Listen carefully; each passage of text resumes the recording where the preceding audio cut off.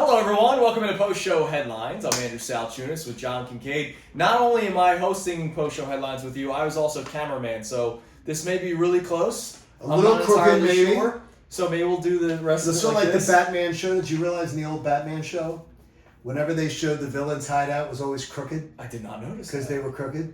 Ah. So they always showed the camera angle was always crooked. Comedic genius. It was from the really people good. Of Batman. Post-Show Headlines, 5 topics, 2 minutes apiece. Then we get the hell out of here. Like, subscribe. Thank you very much for all that you guys are doing. Thank you. It's been really fun for us, and we're having fun doing this every single day. All right, so you have a Phillies-related discussion to start. Why Yes. not? Because the majority of our conversation today on the air is about the fighting, so let's start there. Okay, we all are at the point where I hate the way it's used today in modern world, but Max Kepler is a guy that sort of people are sort of hating on right now, deservedly so. Is there a Kepler, though, use your foresight, is there a Kepler who is sitting on the roster of the Flyers, the Sixers, or even the Eagles right now, ahead of time, that maybe we could see these teams get off the roster in advance? Because we look at Kepler and everybody's saying, Kepler's this terrible signing. Boy, what a disgrace. He's been awful. And look, it's been a terrible signing. Yeah, it has been. It's been a bad signing. But is there a guy on the Flyers, Sixers, Eagles, even Eagles, that we would go, you know what? That's their Kepler, and maybe they need to make a move before we sit through a whole year of going, get rid of that guy. He's terrible. See, my first thought is Sixers, but it's 10 times worse because it's 10 times the money, and that's Paul George. And you can't move him. I mean, is there somebody else? Because you can't, you can just DFA Kepler. And but by the way, we expect that to be the answer, right? Right. Yeah. That he gets DFA'd. Sixers, all right, and I like him, so I'm just trying to make comparisons in my head. Like a Kelly Oubre. Because Oubre, I like him a lot. I like a scoring punch off the bench. He's not been an off-the-bench guy for this team. They've been using him as a starter. He doesn't pass the ball. When the ball goes in his hand, he's shooting. I thought you were going to go older with the Sixers.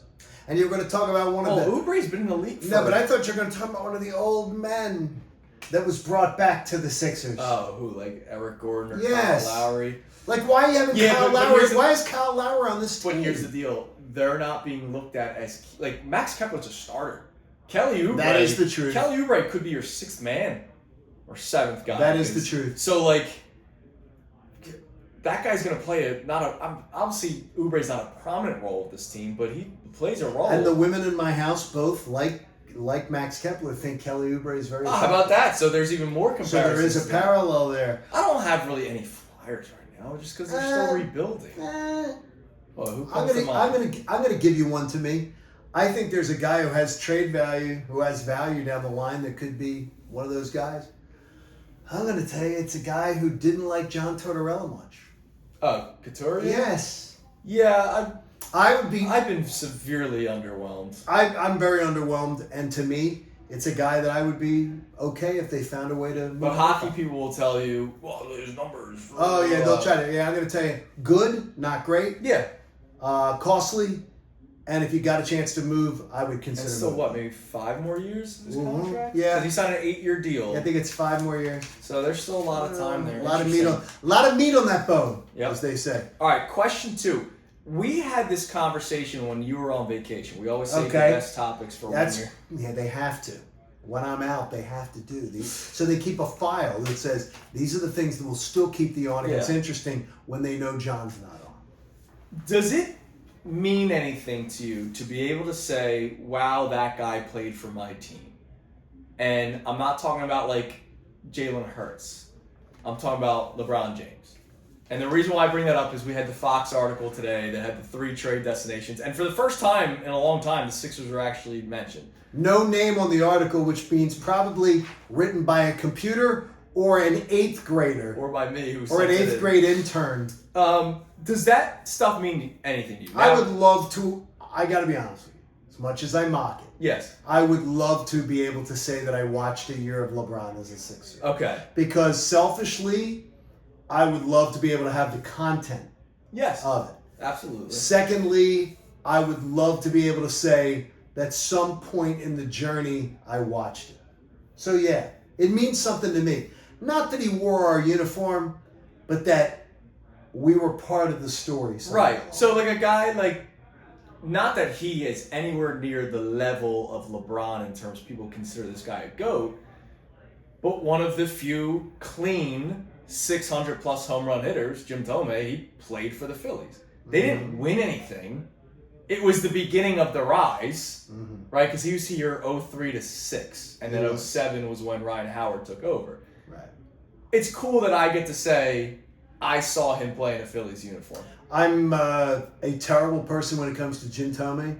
I didn't understand it at the time. I still don't understand it today. It meant nothing to me. And it's terrible to say that because he's a hell of a player. He's a Hall of Famer, 600 plus home runs. He's a hell of a player. It meant nothing to me.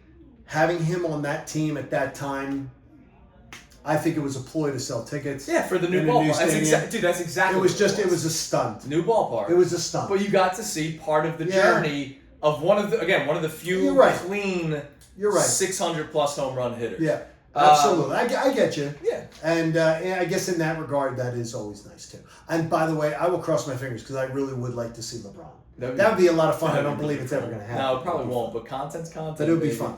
All right, what's your Flyers question? Like, when you said Flyers, I'm like, really? That's awesome. Shocked you because Porter Martone yes. is not coming to play for the Flyers this year. Okay. He's going to go to Michigan State. That news broke this morning. So he's going to go. So the 6th pick in the draft is going to go be a Sparty. He's going to Michigan State. He's going to play at one of the highest levels of competition this year that he can play in the collegiate level. I couldn't be more thrilled. I saw Flyers Twitter this morning, and I saw a bunch of sad emojis. Well, people being like, oh my gosh, this is the 3rd season of a rebuild. Right. And I'm thrilled because I was actually concerned on draft night. Because I watched Keith Jones sort of hit the table when he found out that he was going to be able to draft Porter Martone. I thought, oh no, don't tell me they're going to rush this kid. I am so thrilled that they're sending him to Michigan State. He may get to play games at the end of the year with the Flyers.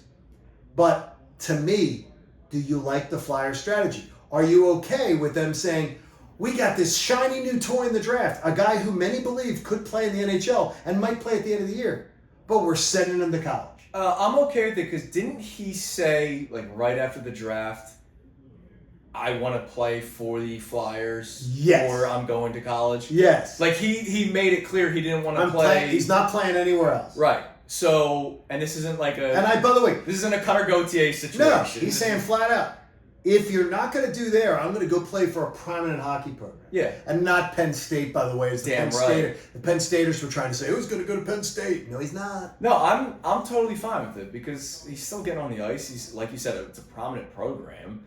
And, so what? I don't need the Flyers competing for a cup Stanley Cup this year. Right. Not that he probably would have led them to a cup this year. No. Anywhere close to it. So why not? Let him grow a little bit. Let him be a kid. I love it. I'm fine with it. I love the idea, but the people are like, oh, Flyers, okay, we got to put it off for another years. No, this isn't the same. And then people are like, well, it's like Dave Dombrowski's running the Flyers. No, it's not the same. No. This is how a proper rebuild is done. I'm thrilled. Yep. By the way, the consensus of the scouting service and rankings, 3rd in the NHL in their minor league system. That's pretty good. 2 full seasons of Danny Briere and Keith Jones at the helm. That's pretty good. All right, you have a sports-related question. Yes. And I got something very random that Haley said something that made me think of a question. But Haley says a lot of random stuff. Yes, she does. Okay, I'm going to give you there's a gift that is going to be imposed upon you. Nice. You are going to have someone's current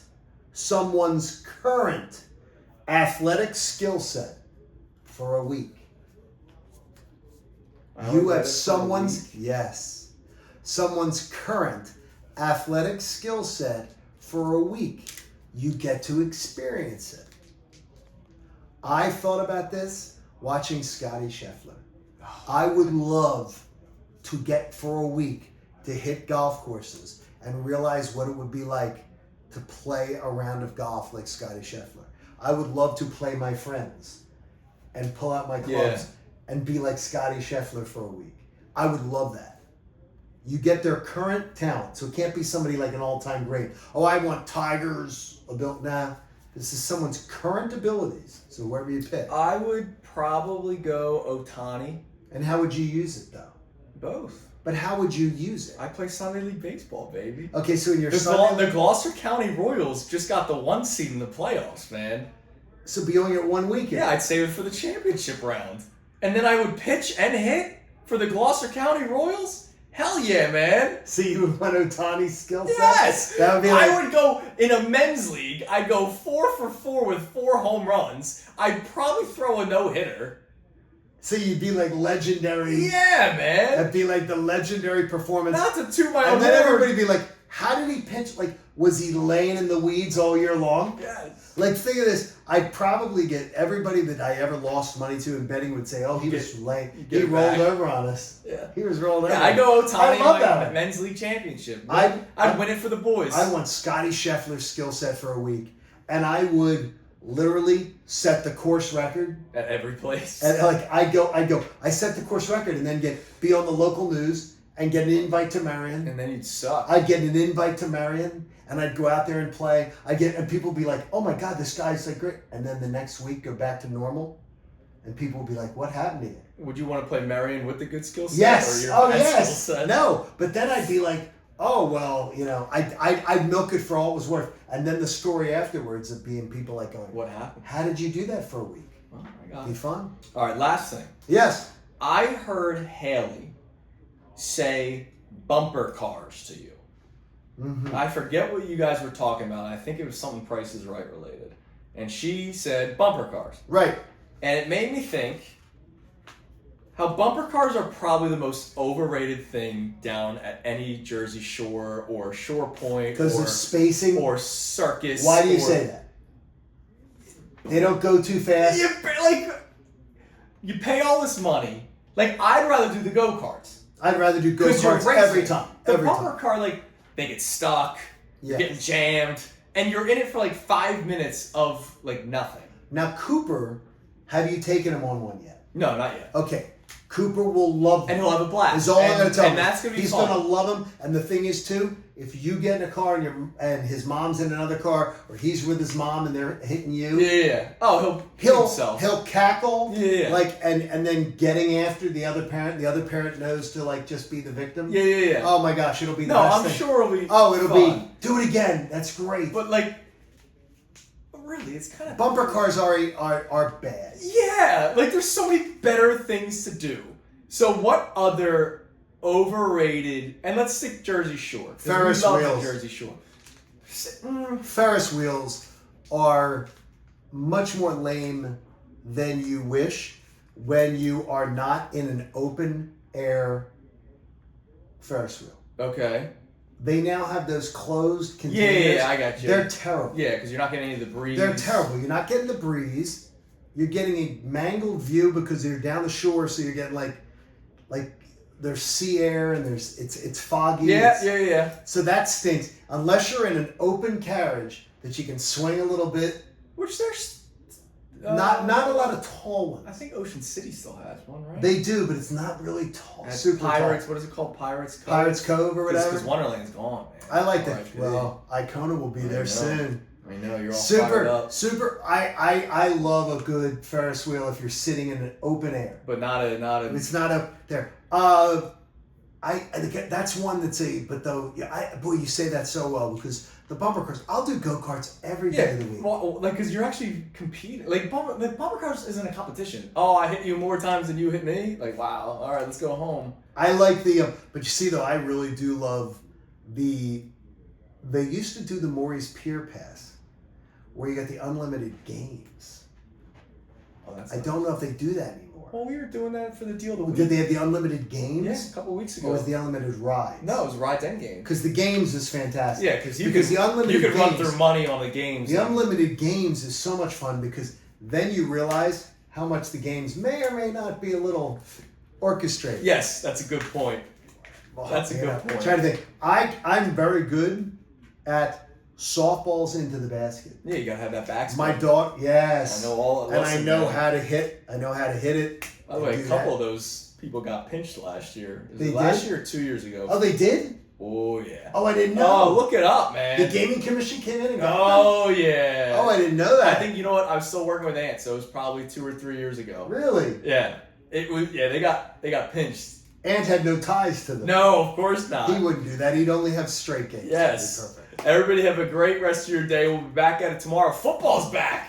Hey, they report to camp tomorrow. So it's like it's the first day of school. They hear the opening speech. Yes. They get their syllabi. Jeff McClain will get his text from me. Oh, there we go. We're back to Let's do it. He's Tuesdays back to with work. Jeff again. Tuesdays with Jeff. Everybody have a great rest of your day. We'll talk to you tomorrow. See you.